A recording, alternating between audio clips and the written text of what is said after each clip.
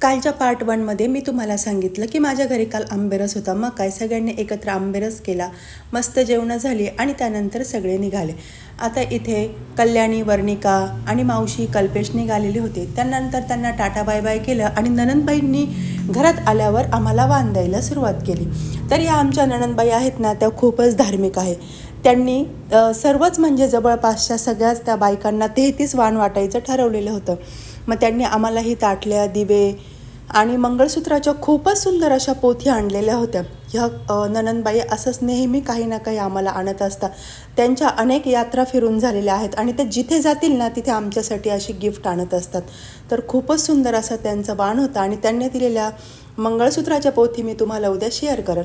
तर त्या आत्ता मागे फिरायला गेलेल्या होत्या मनालीला. तिथून त्यांनी विभूतीला ना छान असं वॉच आणलेलं होतं.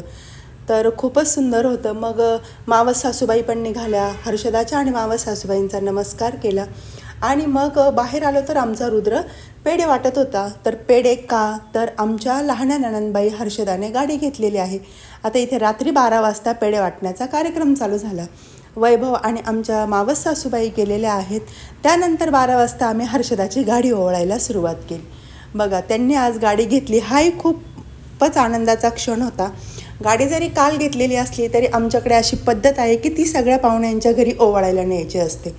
मग आम्ही ती गाडी ओवाळून घेतली, रुद्रला ओवाळलं, त्यानंतर मी शिवलाही ओवाळलं. तर असा हा आमचा आजचा दिवस होता. त्यानंतर त्यांनाही टाटा बाय बाय केलं, तेही गेले. तर असा होता माझा आजचा दिवस. कसा वाटला प्लीज सबस्क्राईब.